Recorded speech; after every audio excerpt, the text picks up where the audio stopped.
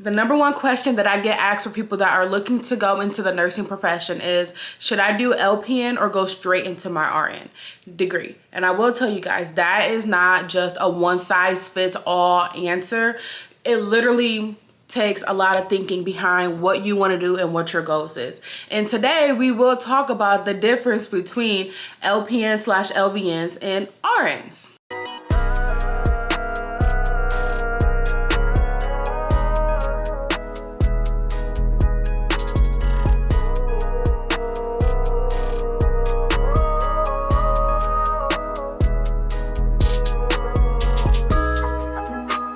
So for those of you who are new here, sorry, my name is D'Amber. I'm 28 years old. I am a registered nurse. I've been practicing for almost 4 years now. I've been traveling for 2. I have experience in the adults.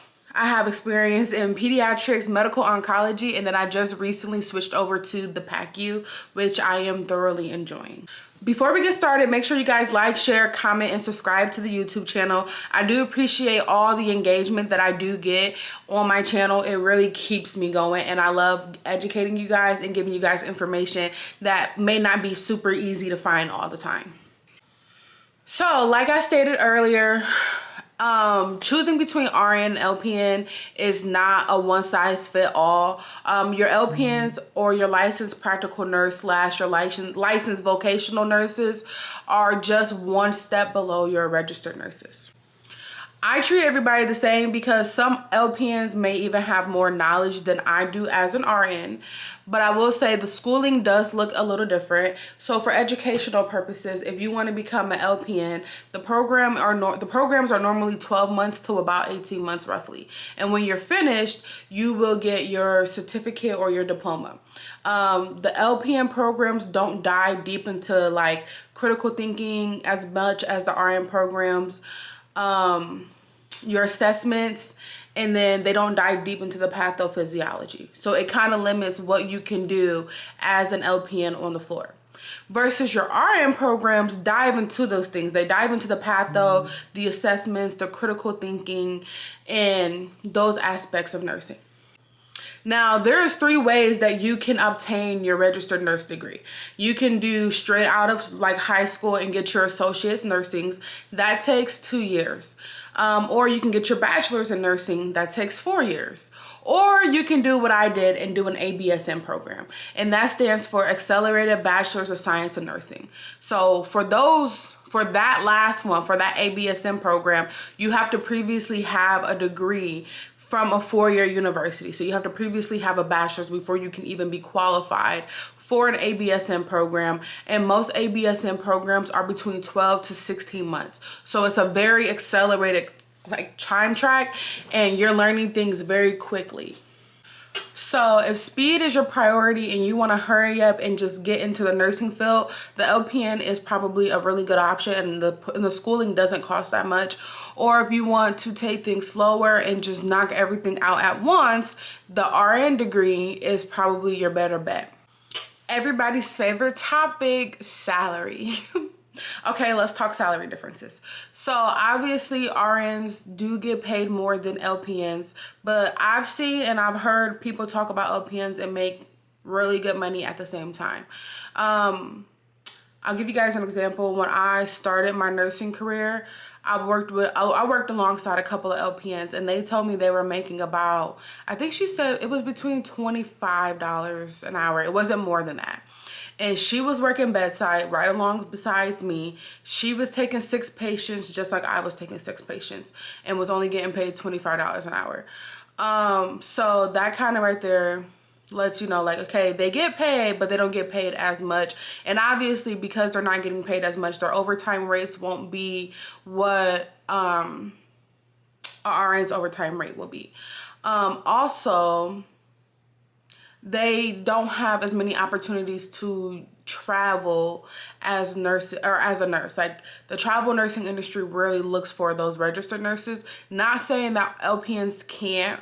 You can, you just have to look for it, but it's way easier to become a travel nurse if you are an RN. We've hit on this one just a little bit, but to bring it back up, the scope of practices are totally, well, not, I wouldn't say totally different. The scope of practices are different. RNs are allowed to do the initial assessments. We're allowed to push our IV medications, hang bags, care planning, do patient education, and we're allowed to work in high acuity areas like the ICUs, the ERs, pediatric hospitals, and like PACUs. LPNs, they cannot, at most facilities, LPNs are not allowed to push pain medications or push any medications. They can hang bags of fluids after the initial bag has been hung, and they're allowed to chart assessments after that initial assessment has been completed by a registered nurse. I do understand that every facility in every state has different rules and laws for their LPNs, but this is where I was working at. This is what we weren't, or what they weren't allowed to do. Also, at my very first facility that I worked at, we had an LPN RN buddy system. So whenever the LPN would get an admission, they had an RN that would have to do their initial assessment, start up their IV fluids if they had anything, and, you know, hang their drips for them. But then the LPNs were allowed to manage them. LPNs are allowed to do IVs. A lot of people ask that question. Yes, they're allowed to start IVs and, you know, manage them and stuff like that. They just can't start the drips. And then I moved on to a pediatric facility where there weren't a lot of LPNs. And if they did have LPNs, they kind of utilized them as like backup.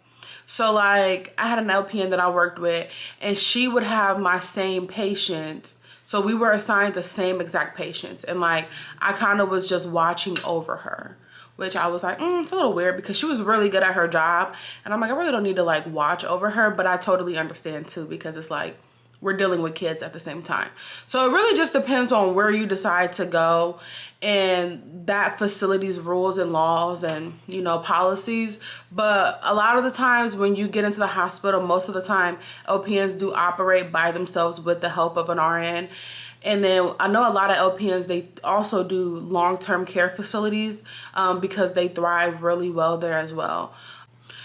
And just because LPNs aren't allowed to work in certain areas and aren't allowed to do things that an RN can do, does not mean that they're less valuable. Like, they honestly make our workflow easier, because without them, we probably would still have just as many patients or more, or we would, you know, be working 20 times harder. So I appreciate every LPN that I've ever worked with. And honestly, I treat them the same, because sometimes they work even harder than me because they have to. Like, you know, they have our same patient assignments. Like, they literally do everything that I can do except for those things that I've named. So when you look at your career growth and your long-term options, as an LPN, they are very limited, which is why a lot of people do go back to school to get their RN degree, because with an RN license, you can become a nurse practitioner. You can, you know, advance to a CRNA, go into your leadership roles. You can travel nurse, case management, remote nursing, education.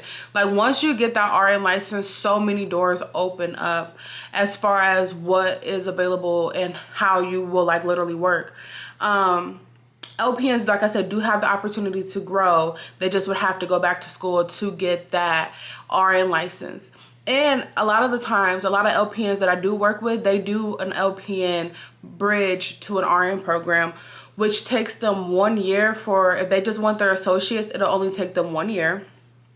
Versus if they want their bachelor's, it will take them 2 years.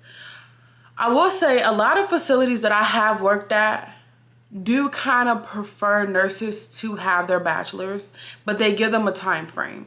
So if you are a registered nurse and you do have an associate's, that's fine. They'll bring you on, but some places will be like, hey, you have to have your bachelor's by 5 years of working here. And, you know, they'll pay for it. So they'll help you pay for your LPN to RN bridge program. They'll help you pay for your ASN to BSN program as well. So you just have to, like, when you go through your interview and, you know, you're looking on the company's website, just ask them like, hey, do you guys do tuition reimbursement? Because a lot of these facilities definitely do. So I personally think that if you are looking for a quick income, you're supporting your family, you want a faster entry into healthcare, and you want to bridge later, LPN option would be probably the best. And it's probably cheaper too than all the other options, because like I said, once you get your foot in the door with the LPN, these facilities will help you pay to climb up the ladder. If you want to travel immediately, and when I say immediately, like being a nurse with at least a year plus experience, if you want to be able to work in specialties, if you want to go back and get your master's, if you don't want scope limitations, RN would be your best bet. Now, my personal perspective, if I had to start all the way over and do things differently, I personally probably would have just done an associate nursing degree, took the 2 years, became an RN, and then allowed them to pay my way to get my BS in, because I had 2 years to wait. I just chose not to. And then it would have saved me a lot of money within my student loan debt. And then that's my biggest thing. Like, ABSN programs are very pricey, very expensive. So I do wish that I would have chose the ASM route and then bridged over. But I mean, it's all set. It's all over. It's done. I'm practicing and I'm paying back my student loan. So there's nothing that I could do there. But that's pretty much my advice. So a quick little recap, like stated, if you want to get into the program, or if you want to get into the industry quicker, you don't really have time to waste and you need to start making some money quickly, LPN. If you have a little bit of time to spare, you're not really focused on, helping anybody, and you're just focused on yourself, and you want to advance and get those masters and all those in travel, maybe you should do the ASM program. And honestly, one choice isn't better than the next. One choice doesn't make you a better person. At the end of the day, we're all going to end up working bedside together at some point. We're all going to end up taking care of patients, and we're all going to end up, being a nurse. So whatever route you choose, let that be your route, and don't let people, discourage you or make you feel less than because you are an LPN. Like I've said, I work besides plenty of LPNs that can run loops around a whole lot of RNs that I've worked with. So, you make your decision based off of what your goals are and what you want to accomplish in your life. But with that being said, that is all the information that I have on LPN versus RN. I hope this video was very helpful. Thank you guys for watching. We will see you guys next week with another video. But in the meantime, make sure you guys like, share, subscribe, and comment on this video. Thank you guys so much, and see you next week. Goodbye.